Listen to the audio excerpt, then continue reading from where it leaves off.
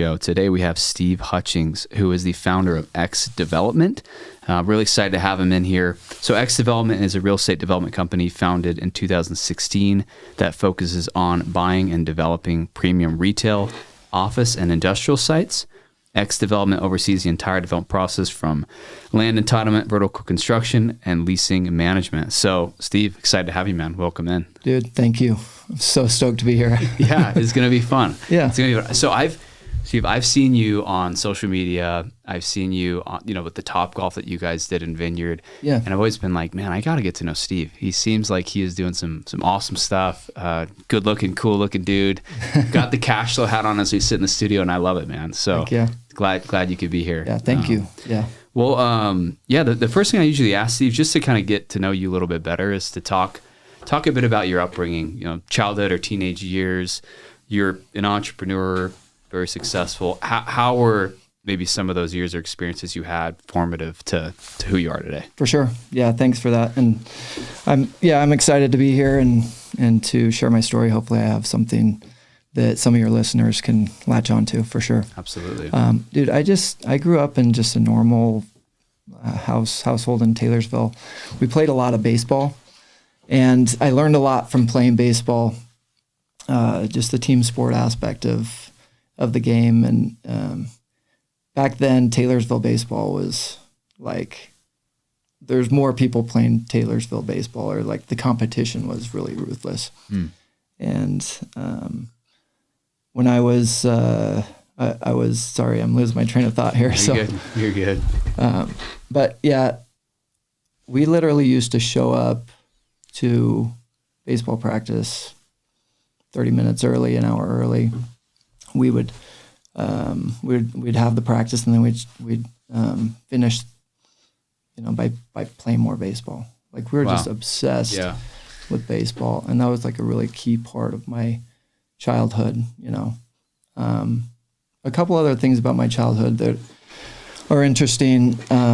My parents wanted me to have some sort of hobby or something. Mm-hmm. And I started collecting coins. Okay. And I remember my mom, I don't know if she nudged me into this or what, but I think she was a key aspect in this, but I think it gave me a really good starting to have a good relationship with money.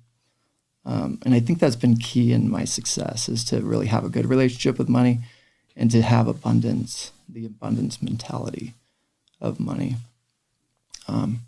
I don't have any of those coins. I actually called my mom like a month ago, and I was like, where's all those coins, Mom? Like, can I get some of those coins?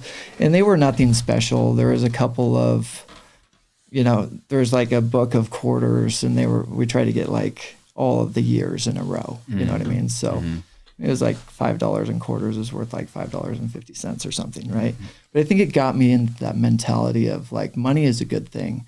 And I think a lot of people think that money is bad. Money is evil. Money, you hear people say, oh, that guy just made a lot of money. Okay, well, his marriage is going to end, or this or that.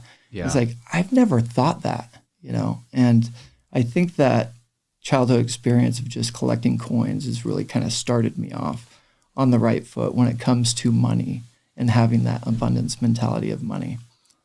And then another funny thing about my parents is around April every year, they used to send the kids out to sell door to door Easter eggs, like these chocolate Easter eggs. And we'd go door to door, and we'd take orders for the Easter eggs from our neighbors. And so I was like 10, 11, 12, knocking on people's door. And so I think that really like gave me a comfort. I later sold security systems, like a lot of people here in Utah County. And in selling security systems, I didn't love it. I don't remember hating going door to door when I was like 10, but I actually I went door to door and sold apricot seeds a separate time, just to like get some extra money or something. So like that early entrepreneurship was like part of my blood, That's great. I remember this time, Chase, we're down in Las Vegas, and my parents said, okay, don't look down, look up. And I think they were saying, don't look down, because like you look down and Right. Sometimes you see some interesting things, right? But I remember just looking up these buildings, these office buildings, and it's just like, I was just amazed, even like 10, 11, 12 years old, like how do they make a building look like the New York skyline?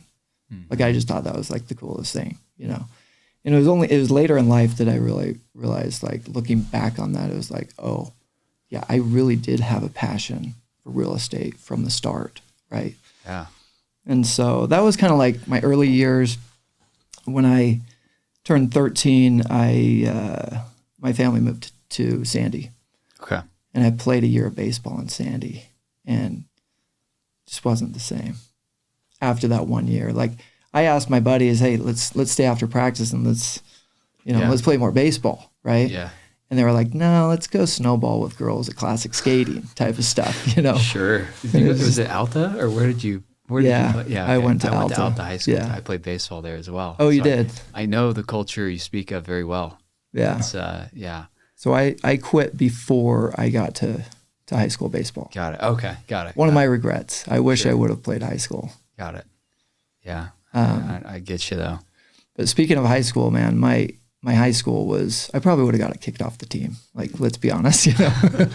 But I've never been good at school. Like I see it, you know, in some of my kids where they just, it's not a matter of being smart. It's a matter of just like trying, and do you focus on it? Do you care about it? Yeah. And my son is like, he doesn't turn in his assignments, but when he turns them in, he gets 100%, right? And I was doing the same thing back in high school. I struggled. I love the social aspect of it, but high school was a tricky time for me. I had an event happen in my life in high school that kind of made me grow up a lot quicker. And I even have a therapist now, and we talk about so much about high school and what happened, because I literally like blur out so much of it. But in high school, and everybody knows like someone like this in high school, everybody knows this person. This person is me, but I got my girlfriend pregnant when I was 16. Got it. And we decided to have the baby, place the baby for adoption. Me and my girlfriend, we were looking through these books of people to like raise our child. Like it was, and I'm 16. I look at a 16-year-old now. I'm like, who are you guys? You know, like you're so little. That was me when I had a baby. Yeah. And we picked this family, and we felt pretty good about it, you know. And really, it was quite difficult for me in high school. Sure. So I blocked out a lot of that stuff. Like people come up to me sometimes and they're like, hey, what's up, Steven? I'm like, I have no clue who you are. Yeah. Someone from high school. And even say they're like, I just blocked out so much. Some of it's coming back now with therapy, but it was challenging, especially living here in Utah, where it's just the culture here is like, there is a lot of people, multiple handfuls of people that said I couldn't hang out with their kids. Dang. You know? Yeah, it's messed up. There's a lot of expectations too. It's just like people have a very, you know, the culture with the church and just kind of the way it is, right? It's like very much like this is kind of like the expected route, right? And deviation from that, I feel like unfortunately gets scrutiny more than it should ever, right? Because everyone's got a different path. So, and there's a lot of people having sex. Sure. In high school, right? Sure. I was just the obvious one because I, you know, got caught, but like, you know, got my girlfriend pregnant. It was obvious. It was a lot harder for her. Yeah. You know, obviously. Yeah. You know, I kind of like went on living my life. It's tough for her. You know? Sure. But there was even this, I asked this girl to a dance in some cute way, you know, like rang on her doorbell and whatever, you know. And her dad called me and said, yeah, you're not taking my daughter to the dance. Yeah. And I was like, what? Like, I've already, like, I grew up LDS, and I'm like, I already repented. Mm-hmm. And, you know, he was just like, you're not good enough. Dang. You know? That's tough. And I still see that guy sometimes, like at the Jazz games and stuff. I don't ever interact with the guy. Yeah. But it's just like that judgmental, you know, culture. I don't even blame the guy because it's his daughter, right? He's trying to protect his daughter. But man, what an impact that had on my life. Yeah, I bet. You know? Yeah. So we gave the baby up for adoption, and it was interesting because my mom taught me something the day that my son was born, which is January 15th, 1999. But we were in the hospital, and last minute my girlfriend said, yeah, you're not coming in. She was actually my ex-girlfriend at the time, you know. But she said, you're not coming in, which I totally respect. I'm like, okay, waiting in the weight room. I waited there for, I don't know, 5-10 hours. I don't know how long it was. My mom was there with me. Yeah. And the nurse came out and said, hey, like, baby's successful, everything's good, but you're not able to hold the baby. I'm sorry. Dang. And I'm just like this 16-year-old boy, like, okay. Someone is telling me no. And my mom was like, no. She went in, talked to some other people. I don't know if it's night shift or something, but she went out and fought for me in that situation. Wow. And I got to hold my baby boy for 5 minutes before we placed him for adoption, you know. Wow. It was crazy.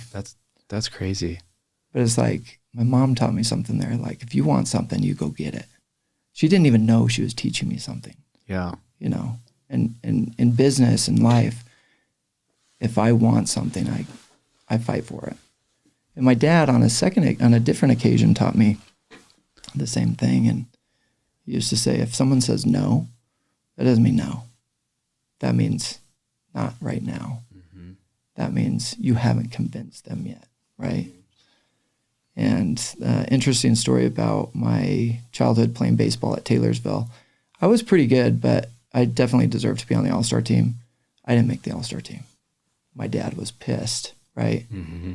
And he was just like, no, Steve needs to be on the team. And I don't know if it's political, my dad didn't contribute or whatever it was. But, you know, so my dad, instead of just taking no and just walking away, he was like, okay, we're going to start a B team. We're going to call it Taylorsville All-Star B team. And we were pretty good. There was a lot of good players that should have been on the A team, right? The B team made it to state championship. Nice. The A team made it to state championship. Wow. So we played them in the state championship.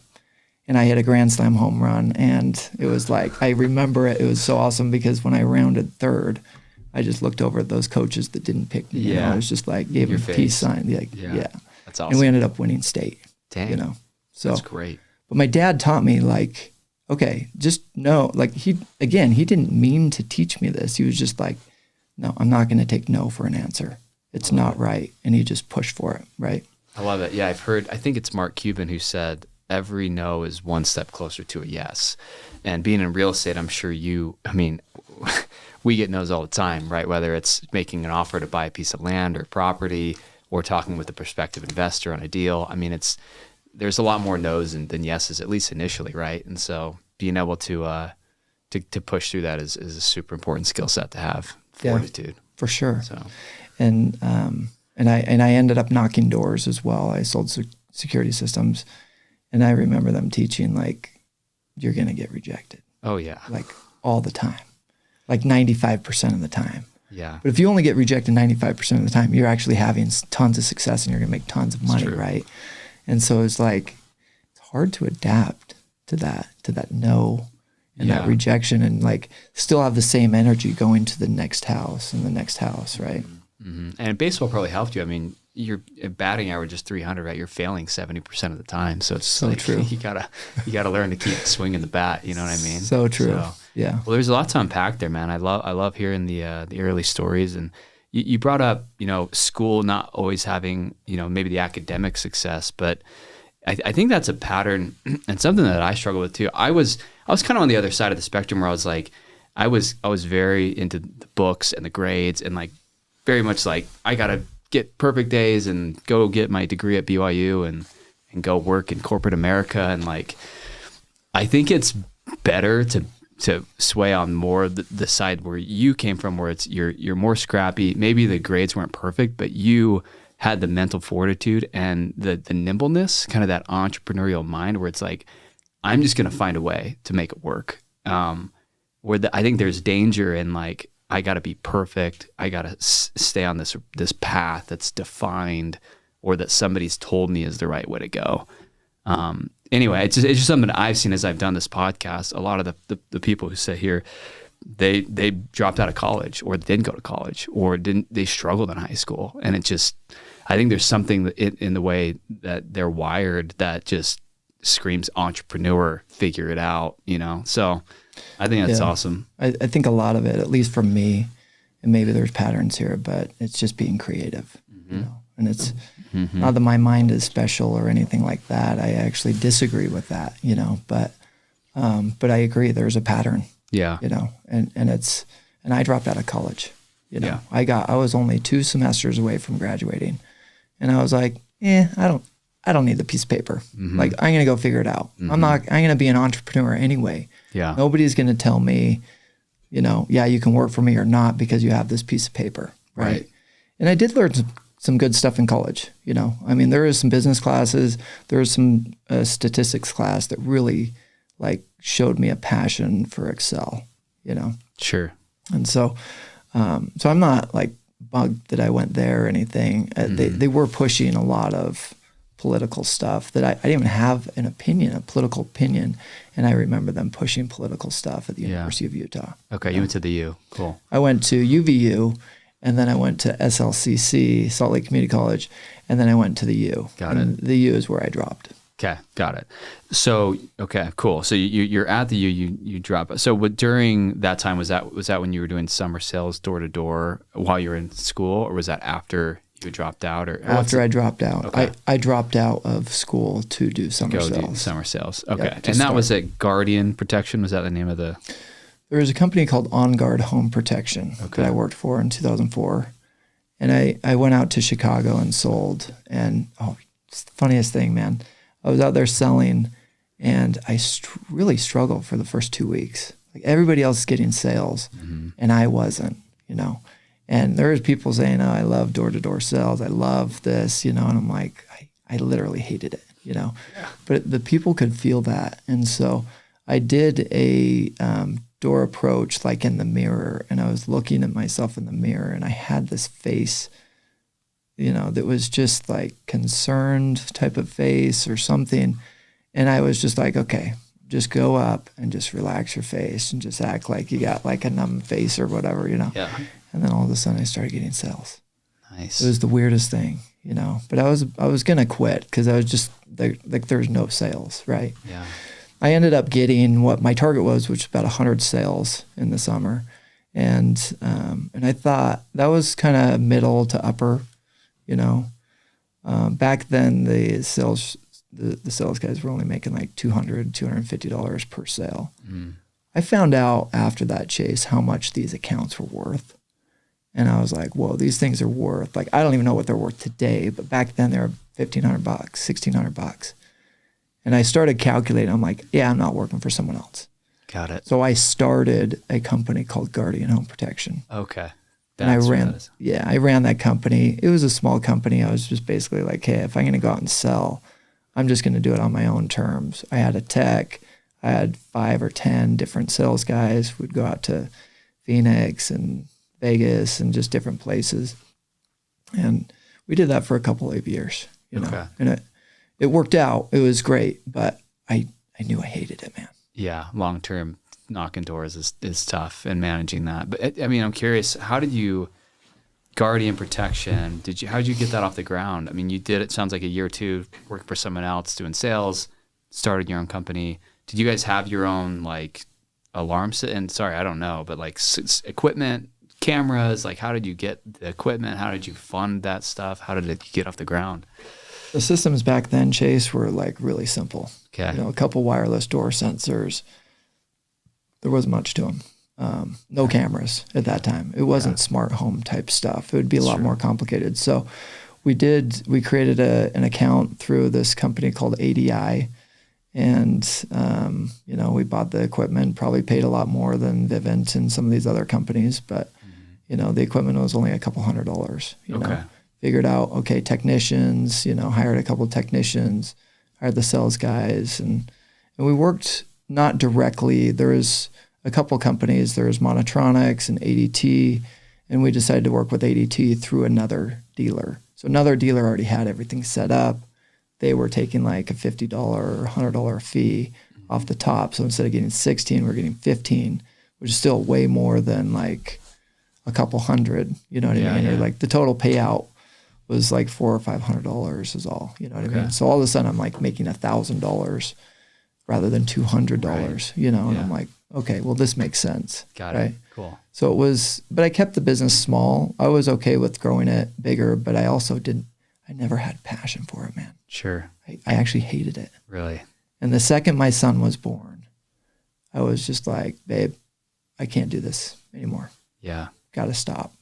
And so then, what was the next step from there? It sounds like you did that for a couple years. I guess, how old were you at the time that you decided to call it quits? And then what was the next move? I called it quits in 2007. Okay. We went out to, my last time selling was January to April 2007 in Phoenix. Okay. April 2007, I said, I'm done. I wanted to get into real estate. My dad was doing real estate stuff. He was doing land development. He was a Third Circuit Court judge my whole childhood. And then he quit that the second he could, technically retire. Sure. He quit that and started doing real estate. And so I was like, I want to get into real estate. I didn't know I had a passion for it. College counselors told me, hey, maybe you should be an architect. And I was like, okay, that's cool. Mm-hmm. I took a CAD class. I'm like, no. Yeah. But I kind of knew something was there in real estate. So kind of a bad time to start real estate in like the middle of 2007, right? Yeah. So I start working for this land development company. My dad's affiliated. He's one of the owners in this company. And they tell me, hey, you're going to make all this money. The market's been really good, and you're going to go acquire properties, big properties, not like 1-2 acres, like 50 acres. And so you might not have a commission for a couple of years, but when you get that commission, it's going to be big. Like we're talking a couple $100,000. Mm-hmm. And I was like, okay, cool. Yeah. So they're like, we'll give you some money so you can live now. When you get that commission, you got to pay it back. Got it. And I'm like, okay, that's fair, Yeah.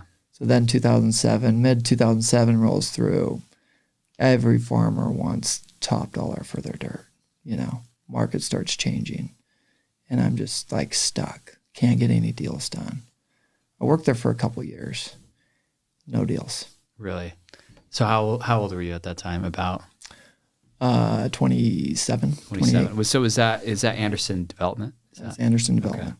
Yep. And were you so was it brokerage more or less? Like basically you were a broker? Kind of. Okay. It was in-house, and they basically just hired some in-house guys to go out, talk to farmers, so it wasn't going on the MLS or kind of off-market pocket listing stuff. All off-market deals. Yeah. And I think that's how I've got a couple buddies at Newmark or JLL, and I think that's how it still works, where they'll front them like some stipend, right? Like, hey, here's enough for you to like live, but you got to pay it back at the end of the day. And so anyway, so that's great. So and I resonate with that really well because we started our company 6 months ago, and we're kind of in the midst of a recession. We're just deals are tough. It's like it's hard to find huge disconnect between a seller and a buyer and where they need to be right now. And so I feel so 2 years go by ish without a deal, without income effectively, right? More or less for you. Debt. Yeah, you're just because I'm borrowing money from them. Yeah, right? Dang. Okay, so what happened then? A couple of years later, I'm like, I can't keep doing this. So I went to them and said, guys, lower how much you're paying me. Mm-hmm. They lowered it. I went way tight on my finances. I'm like, because I can't keep borrowing money. Yeah. Now it's over $100,000 is what I owe them. And ended up getting on food stamps. Dang. I was a janitor at night. Dang. On the side. And it got tight. Yeah. And it was weird because during that same time that it was so tight, I already knew the money was going to flow in. I've always had a really good abundance mindset about money. I've had a really good relationship with money. And And I went to my wife and said, hey, babe, I really want to buy this hot tub. It's $500. It's on KSL. Like, I really want a hot tub. Yeah. My wife's like, what are you talking about? It's like, honestly, the one time in my life that my wife was like, no, you're not doing it. Yeah. And I'm like, it's fine. Like, there's a downside to having an abundance mindset about money is like, you could be, I feel like I'm like bad with money. In that situation, I was really poor. That was a really poor decision to even suggest it when I'm on food stamps, right? But I wanted this hot tub. Yeah. Didn't end up getting the hot tub, you know, but I've always had that really abundance mindset about money, right? So we go another, I don't know, 6 months or something, and my cousin calls me and says, hey, I know you know some people, you know, you're doing some real estate stuff. You know, we're finding foreclosures at the auction steps. Do you want to maybe come look at this, you know? And I was like, okay, cool. You know, so I went, I researched out what they were doing. They were just brokering deals. They weren't buying and flipping. They were just brokering. They were just trying to find investors to buy them. And so I had the bright idea, hey, I'm going to go to my dad and his company and say, hey, I got to pay you back. But this is the way I'm going to pay you back. You guys invest in the deals, and then when we share profits, I'll pay you back. I researched out, I watched people buy these foreclosures at auction, and then I watch them, like I drove the properties. I acted like I was actually flipping them. And then I watched them sell them on the MLS. Calculated how much. I'm like, these guys are, over 3 months, I watched these guys make some good money. Yeah. So I decided I'm going to pull the trigger on a deal. And went to my dad and said, my dad said, okay, I'll do this for the company, right? And, you know, borrowed partnered with them, and it was the house was like $210,000 or something. Okay. And I went in there and painted the thing myself. And I knew, I focus on this a lot now, but you got to make sure that first deal is really successful. I just was like, I just need to pay them back, you know. But I was in there doing all the work on there, you know, sanded the floors and fixed some stuff and did some landscaping type stuff, and sold the property like 60 days later, $40,000. Nice. That's 20 goes to me, 20 to them. Half of my 20 goes towards paying back the like $150,000 in debt. Got it. So I'm like, okay, away. Yeah. So then he says, can you do 2? I'm like, yeah. Then I do 2. It's like another 40. Dude, it was like clockwork, man. It was like every 200 I invested, I'm making $40,000. Nice. I was like, can you do 4? Yeah. Boom. 6 months later, fully paid off, $150,000 gone. I remember the first deal I flipped that I flipped, and I didn't have to give him half of what my half was. Yeah. And I was like, dude, this is great. Yeah, no kidding. Like we're making money. I saw an opportunity there, and I think I took it pretty big. I started buying other properties for other investors and flipping with other people. And, you know, over the course from 2009 to 2017, bought over 500 properties. Wow. On the courthouse steps. That's a ton, man. It was a lot. lot. A ton. It was a lot. Wow. Did it cool? So when you started kind of deep in the recession, I'm sure initially it was probably tough to like get people on board because everything was going crazy around you in terms of the economy. But at some point, it sounded like deals were just pretty easy to find, or relatively easy through the auction process. Did it stay that way for some time in the market? Yeah. Was it like you're just pretty easy to find deal flow? Between 2009 and 2014, 15, it was pretty easy, but there's still a barrier. Yeah. Because you have to go down and you have to bid on the property, and you got to know 100% you're buying it. Because don't they require like some hard money right then? Or back then it was $20,000. I don't know if that's changed. $20,000. Okay. So you put $20,000 down, non-refundable. You better be sure you're going to close. And then you have to close in 24 hours. Yeah. And some of the trustees that are handling the sales, sometimes like next day, end of day type of thing. Mm-hmm. There was one, I bought this property in American Towers down in downtown Salt Lake City, 130 grand. And I thought it was a really good deal. It was worth like 175. And I was like, well, I'm just going to keep it as a rental, right? I wired him money like 20 minutes late. And he's like, nope, sorry. Really? Lost. Oh my gosh. Yeah. What a bummer. So, but yeah, you got to pay for the house the next day. Yeah. And so a lot of people didn't have the brain power to do that. Like that's not for the faint of heart. No, right? Like it's not. You got to get all the title done. Like sometimes there's weird stuff on title, and like there's partnerships with title companies and stuff that were really, really amazing. That's good. To make the whole thing work. Yeah. So basically the structure you'd get, was it like 100% of the funding for the purchase price in cash plus rehab cost from from Anderson Development? You'd be the operating partner and then split upside 50-50. Is that kind of how it works? Yeah. Were you having to put in any of your own money into the deals at that time, or was it like kind of just? It was all investor money. That's nice. And it wasn't Anderson. It was more my dad. Okay. My dad basically said, "Hey, I'll do the investing. I'll get Steve paid back." Yeah. And so the partnership, once I got paid back, they were like, "Yeah." My dad was like, "Let's keep going. Let's keep it going. Like, why stop? We're making tons of money on this, And it snowballed. And I didn't flip all the homes with my dad, but a lot of them I did. That's good.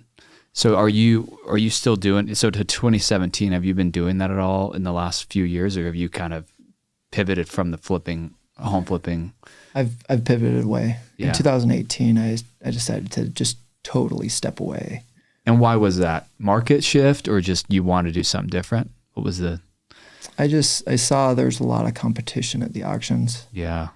Like in 2009, it was me and like two dudes. Yeah. And it was be like, yeah, you take this one, I take this. Like we never talked about it, but it was just like we were just ripping these deals, rather than bidding each other up. Yeah. The longer I was in the industry, the more people showed up, So all of a sudden we weren't buying properties at 75, 80 cents on the dollar. We're buying properties at like 90, 95 cents on the dollar. Yeah. And margin. there were some big hedge funds that came in and they were just buying up everything. American Homes for Rent came in. Yeah. And they're just like, we'll buy anything that's single family. And they would pay 100% of market. Yeah. And we couldn't do that. Can't compete with that. Yeah. It's tough. So I felt like it was a good time to exit. I had, in 2012, we kind of like stumbled on buying a rental property, and I had built up a pretty good rental portfolio. But this is kind of a funny story, but I was buying this property and the trustee messed up on something, and they marked it as a second mortgage, but I knew I did all the title work and everything. And so I ended up buying this property for like $23,000 in American Fork. And granted, the property was probably the worst property in all of Utah County, but it had a lot, And I go over to the guy's house, or my house now, and there's a renter there, and he's like, "I'm paying $500 a month in rent." And so I calculated it out. I was like, that's actually a pretty good return. Like, I'm going to get all my money back in like a couple of years, No kidding. So I was like, all right, well, I'll just keep this as a rental, right? Then it was like every 3, 4, 5 homes I bought, I was like, well, that one has a renter in it. I don't want to kick him out. I'll just rent it, Mm-hmm.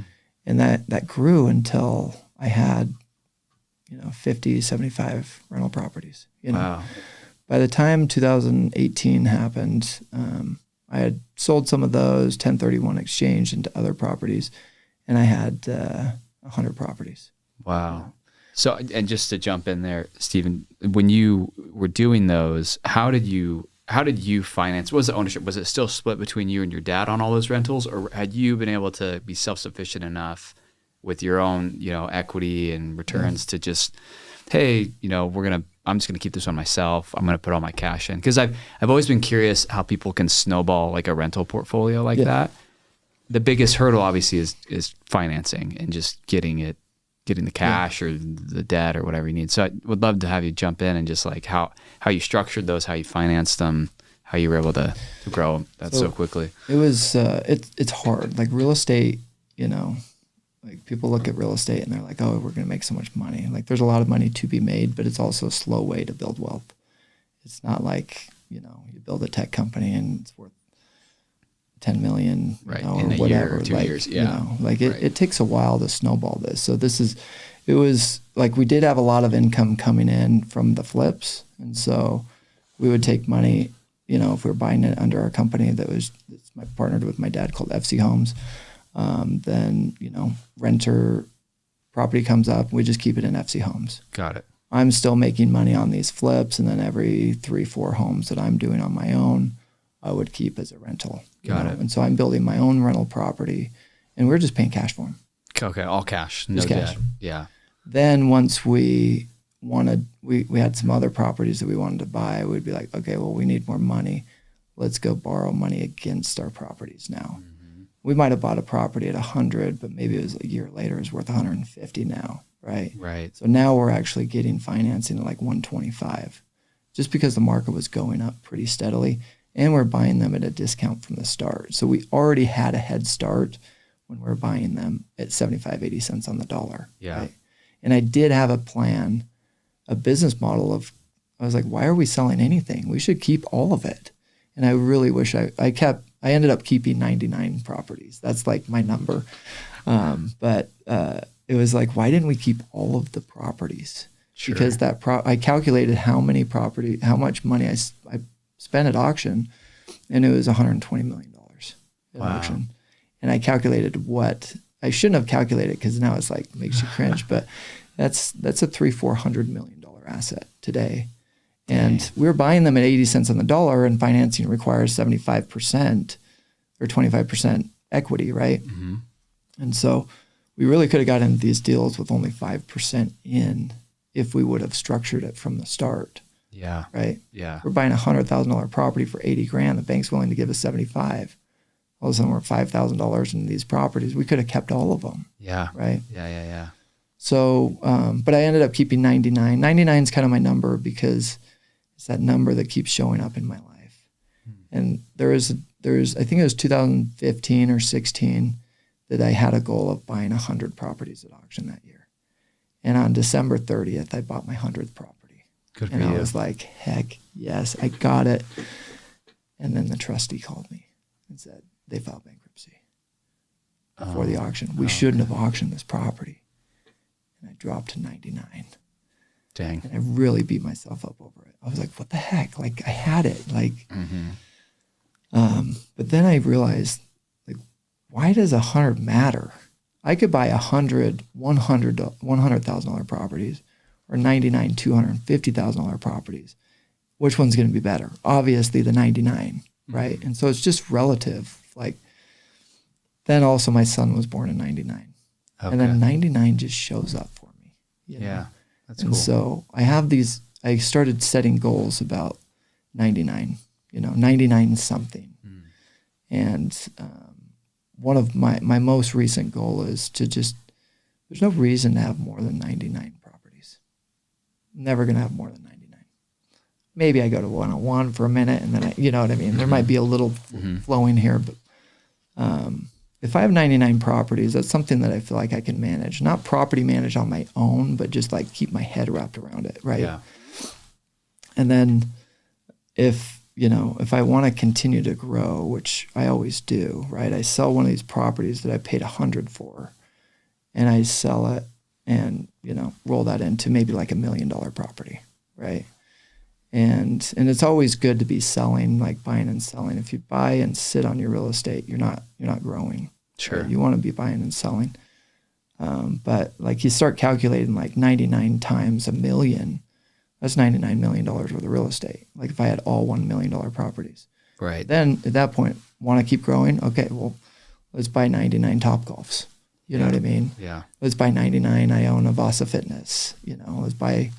Let's buy 99 of those. And all of a sudden it's like, this just snowballs into such a big number that it's like, there's no reason to have more than 99 for me, That's cool. I love the number 99, the ties to your son and the auction and the whole thing. It's great.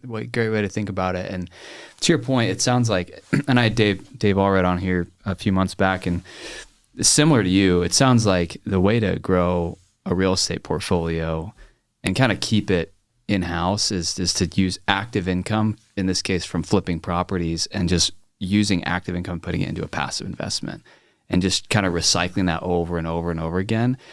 I think you hear a lot of folks on some of these bigger pockets or blogs. It's like, get super creative, like go wholesale and do like, this lending situation and get a bunch of partners in and, or, refi, whatever. And not that those don't work. I think you can get creative and do things, but there's something to be said about just finding a strategy to make a bunch of money and then taking that money and investing it and growing a portfolio with it and keeping it kind of within, you have 99 properties. It sounds like within you and your dad's name, that's just like, that's your thing, right? You have control. You don't have to worry about, investors or people kind of bugging you or whatever, which is awesome. So cool. And then did you mention Avasa? Is that you've done Avasa? I didn't know that. I just own the real estate. You own the ground? Yeah. The land? I own the land and the building. Which one is it?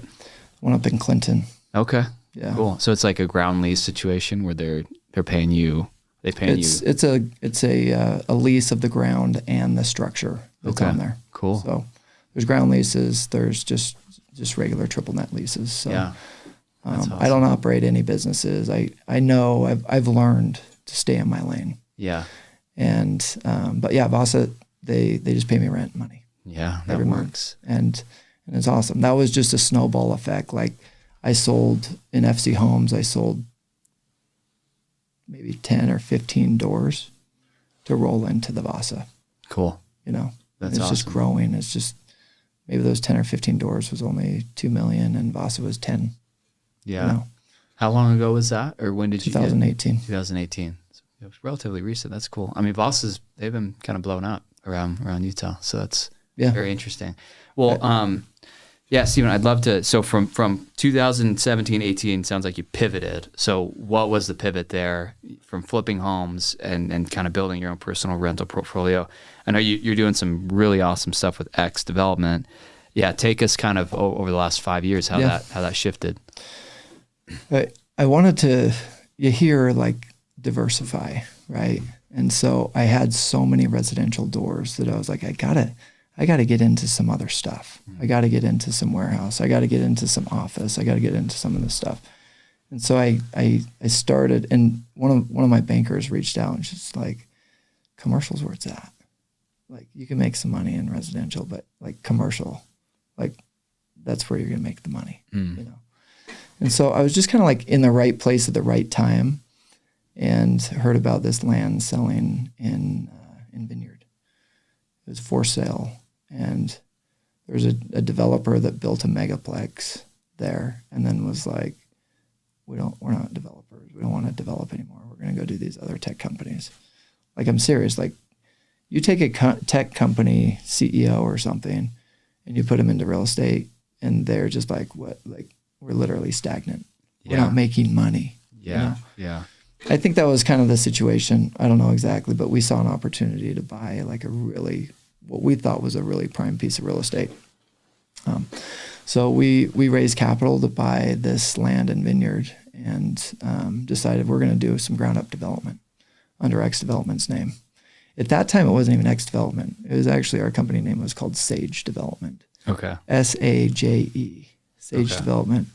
And a year after, I was like, I literally hate the name Sage. Like, I would call people and be like, hey, this is Steve from Sage Development. And I'd just be like, just shaking your head. I hate the name. Got it. But, it's all under the same, like X Development, Sage, whatever. But okay. Raised that capital and started doing ground up development there in Vineyard. That was a 12-acre piece of property. We're still in the middle of that development because I said to my investors from day one, I am here to protect your money, and I'm not going to go spec everything. I'm not that guy. Yeah. If you want that, then go somewhere else. I'm going to take this development as fast as the market will allow us to go. And Vineyard, like back then, Vineyard only had 7,000 people that lived there. Sure. Now there's 20 to 25,000 people. Yeah. So now it's really picking up. But protecting my investors' money is number one. Like getting that money protected. Then once you know okay, I'm protecting the money. How much can we make? And what's the IRR? And rents, they've all gone up, and we've run all new IRR calculations, and it's all the same. It's dragged out a couple extra years, but if my investor can take a 5-year deal versus a 7-year deal and take the same IRR, then they're just making more money. Right. So we're about 80% complete with that project now. Cool. So you guys, I know it's grown a lot down there. So you got the megaplex, and there's a bunch of retail that's gone up lately. So is that mostly all you guys? You've got I think there's a Dirty Dough now, the Founding Fathers ice cream. I mean, some of those shops, is that, you guys built that out? Yep. Cool. That's 100% us. That's great. And then in addition to that, the TopGolf, would love to hear how that all came to be. That's an incredible project. Super cool. Yeah. It's in 2018, a year after we bought the 12 acres in front of the megaplex, me and my cousin, Ryan, we were standing down there on that lot next to our property, this big open 23 acres. And I don't know if it was me that said it to him or him that said it to me, but it was like, TopGolf would be perfect here. Wouldn't that be cool? And we just threw it out there. We actually went to the TopGolf in Midvale and talked to the manager. And we're like, who do we contact? We literally had no clue, Went and talked to my business partner, Eric, and we ended up getting in touch with TopGolf and meeting them at ICSC in 2018. Okay. And then there's a competitor that came in. TopGolf's a slow move. To do these deals, we just did a deal with Chipotle, Cafe Rio. These deals take a long time. Panda Express, they take forever, man. We're talking years. And we're you got to get through all the corporate red tape. Yeah, we just didn't want to, I guess we didn't want to wait around, So we started working with this competitor. Things didn't really pan out with the competitor, but we still kept tabs with TopGolf. Okay. And so we ended up just about signing a lease with TopGolf right before COVID. And then COVID hit, and they're like, pause. Mm-hmm. So we still, we're working on the property, trying to do something else with it, maybe bringing in some grocery or something else. And then a year later, TopGolf came back and was like, hey, we're ready to go. And so we did a reverse build to suit, which is we lease the land to them. We lease the building to them. We give them a budget, but they actually construct it with their contractor. Okay. So they go in there and construct it. We pay for the construction. Got it. It protects us because we don't have to worry about construction overruns. Sure. Because we just say, we're going to give you this amount of money. You're going to pay us this much rent. Mm-hmm. And they agree. So any construction overruns, those are on them. Yeah. You're kind of solving, if there were construction overruns, you're kind of solving for that in the rent or whatever needed to come back to you guys at the end of the day. It sounds like, yeah. And they did change their budget. They had the ability to change their budget in the middle, and they asked for another $500,000. Mm-hmm. We had to bring in that additional capital. Okay. But that extra $500,000 in budget meant another 8.5% or whatever, on the rent side on the rent side. Yeah, that makes sense. You start calculating that on a cap rate and what that $500,000 really is worth, and it's sure couple million. Yeah. So yeah. So yeah. TopGolf just opened in December. Head of schedule is supposed to open in February 2023, and it opened in December 2022. That's awesome. So in terms of the structure with your investors on that, it was 23 acres. Was it a similar group of investors who said, hey, let's stake down this land. We think we can, do something creative here at TopGolf. And how do you exit from that? Or is there any plan to exit from, it sounds like you've got this lease with TopGolf. I assume it's 10, 15, 20 years or something, right? And 20-year lease. 20 years. So yeah, what's kind of the exit strategy, if any at all, or just hold it forever? Yeah. So we bought the original 23 acres with the group, and then we sold off different pieces. And so we actually sold off a piece that went to TopGolf. Okay. And so that's now held in a different LLC. Got it. And so I kind of have these different partnerships within that original 23 or even 35 acres. But you ask about the exit plan. When I'm presenting a deal to investors, you have to have an exit. you can't say, okay, we're going to keep this forever. Yeah. Right? Like the IRR calculation doesn't work to infinity. Yeah. So we usually set that at about 7 years out. Okay. On this project, we set it at 7 years for multiple different reasons. One is rent usually on commercial usually escalates every 5 years. Sometimes you can get them to escalate every year. TopGolf, like when it's a big name, they'll only escalate every 5 years. So this rent escalates in 5 years from now. Okay.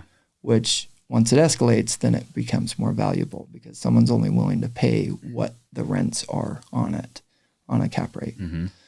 And then we're also using some of the bonus depreciation that's in place right now to provide like a really unique profit and loss situation for our investors. And so we're able to depreciate about a third of the building from the start. Nice. And to not return capital, but provide a loss to our investors, and they can use that loss however they want, on their own taxes. Super beneficial. That's one of the best parts of real estate is the depreciation tax benefits. Yeah. So that's awesome. Then when you sell ultimately, 5-7 years from now, it'll be the land and the associated lease structure that you have with TopGolf. And are they okay with that? And there's probably some sort of approval that they have to give, or is it you guys can just kind of do your thing? We knew that we were going to exit eventually. Yeah, and so we have a provision in the lease. They can't block a sale on our side. Yeah, that's great. They have to abide by what we want. Cool. Well, that's such a cool deal, Steven. I haven't been yet. It's been on my Saturday activity list with our family to take our kids. We got 3 kids, and so we've been to the one in Midvale. But yeah, I can't wait to go. I've heard it's awesome. So kudos to you guys for getting that done. It really is. I mean, 5 years in the works, but that's awesome to be able to get that done. So good for you guys, man. Yeah, it took a long time, and the new TopGolf, the one here in Vineyard, is a lot better experience. That's what I've heard. It's like night and day difference in terms of the technology and the whole thing. So it's great. Go out and check it out, guys, if you're listening. Well, that's great. So in terms of other stuff with X development, what are you guys focused on now, and kind of what do you have in the works? Yeah, we you always want to get bigger and better. Do big. I don't even know how I get bigger and better than TopGolf, because I can build like the best apartment complex in the entire valley, and when it comes to like going to the ribbon cutting ceremony, like there probably won't even be a ribbon cutting ceremony, right? Yeah. So, just we have other projects that we're working on now, some multifamily, some warehousing projects. We have 12 total projects right now that we're working through. Cool. So right now it's, the market's shifting a little bit. And so number one in development is just protecting money, just keeping that money, your investors' money protected. So still moving forward on those projects, but also being careful. Yeah. Makes sense. And I've seen, I think you guys, so I live in Lehigh on the west side. And so we'll go down to Saratoga every now and then, up and down Redwood Road. You guys just built some retail out there, right? On Redwood, was that you guys? There's like a Blocks and some other stuff in there. The buildings look sick. So good for you guys. One of our core beliefs at X Development, and the reason why it's called X Development is because X marks the spot. Nice. And it really is. Like, it's maybe cliche or whatever from like the 80s, like location, but that is our core. Yeah. And we believe that, in an event, shifting of the market, if you have prime real estate, then there's always going to be demand for it. Yeah. And you look at, like Cafe Rio. Cafe Rio grew more in the downturn than they would in like a good market. Interesting. Right?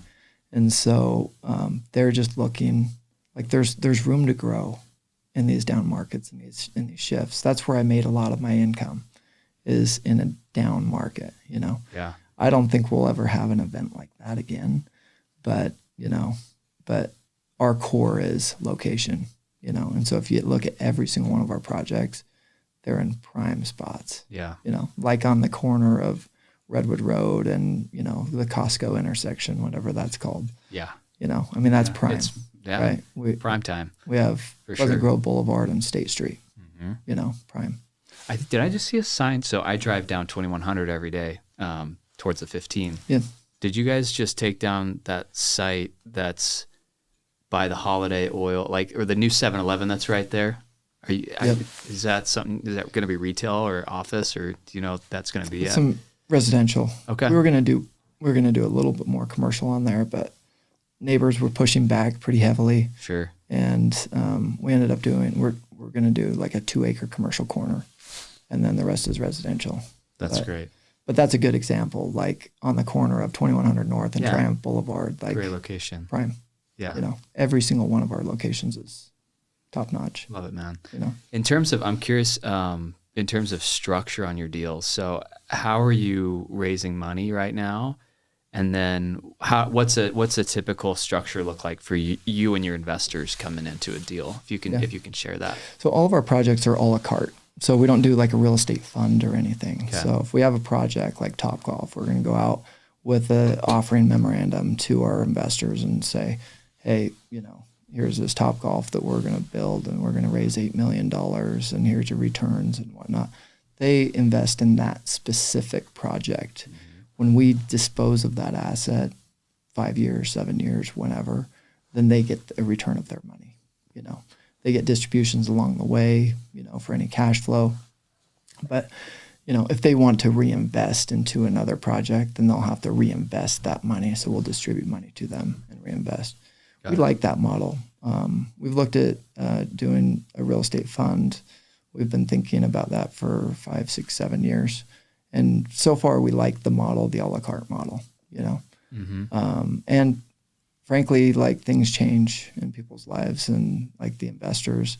And a lot of times people don't want to leave their money into these projects for a long time. Yeah. Now, if your game is to go buy an asset and then resell it in 2 years and then take that and go resell that in another 2 years and so on, then maybe a fund structure is a little bit better.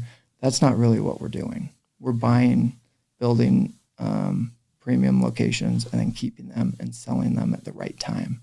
And maximizing, you know. Yeah. And part of the reason we do vertical development is I learned from my dad as he was doing a lot of horizontal development. So he was just developing the land. Mm-hmm. And he used to come home and be like, oh yeah, you know, I remember this time he said he made like $1 million or $1.5 million or something.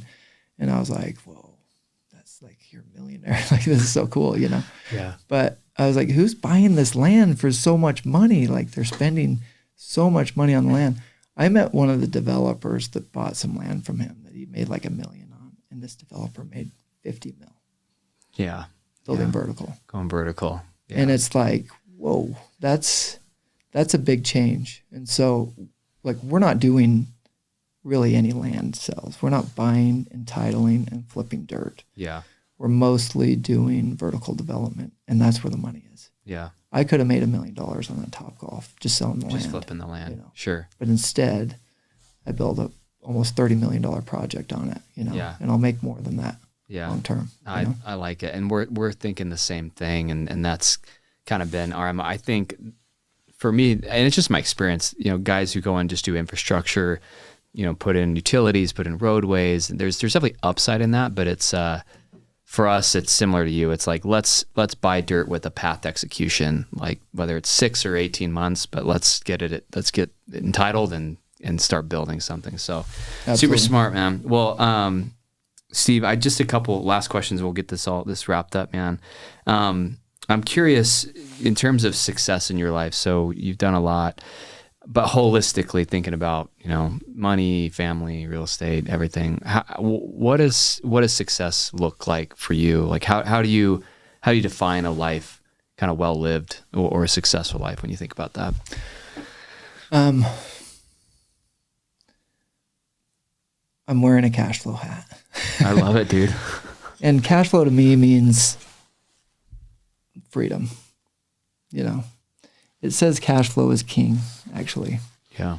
Because people used to always say cash is king. Maybe people still say that, you know. I don't believe cash is king. I believe cash flow is king, because once you gain enough cash flow to live, then you're financially free. And that's the goal for everybody, right?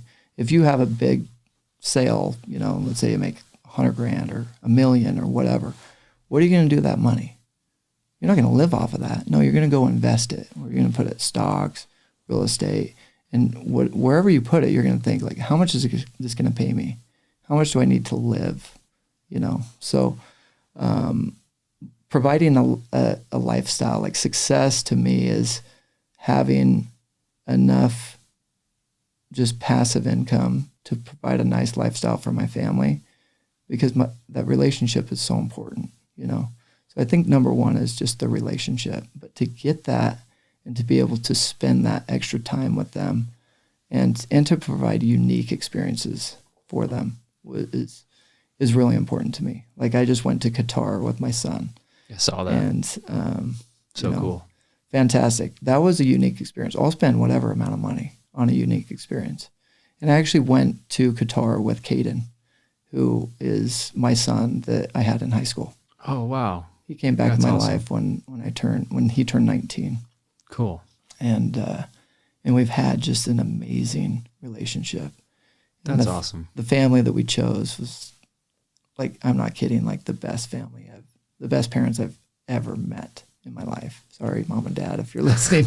Like, they are so cool. They're like the best. They raised such a great guy. And now we work together. He started a property management company. And, so being able to just provide those unique experiences and have the memories, like those are really important to me, you know. Good for you, man. I love that. Full circle. How cool. That's great. Last question, Steve. What advice would you give for somebody who wants to get into real estate, start their own business, kind of be an entrepreneur, and they don't take that leap yet? If you're thinking about getting into real estate or anything, you know, you got to have passion. You gotta love what you're going to do. And, Caden said to me 3-4 years ago, hey, I want to get into real estate. And I was like, okay, go work for a real estate company, you know, like go see if you like this, because, you know, they say, you know, if you, what do they say? I don't remember what they say. If you love what you do, you don't work a day of your life. And not every day, but a lot of days I go into work and don't even feel like I'm at work. I just feel like I'm hanging out with buddies, right? That's important. So make sure that you have passion about it. And that might not necessarily mean that you're looking into something that is really lucrative. You could be working at a card shop. You could have passion about playing cards, right? And so you go start a card shop, or you just work at a card shop, whatever. Like, you don't want to work a day in your life, right? If you're passionate about it, then things will snowball. It'll figure itself out. And I know people that, like, just on card shops, I just threw that out there, but like, I know people that make a lot of money on card shops. Mm-hmm. They're passionate about it, you know, like you can make money doing anything, right? But you have to have that passion. I love it, man. That's so good. I feel like there's a lot more we could dive into, but for sake of time, I think we'll leave it at that. No better way to end it, man. So thanks for being here, Steve. Really appreciate the insight, sharing your story. It's awesome. Inspirational, man. Thank you again. Awesome. Thanks, Chase. Yeah, for sure.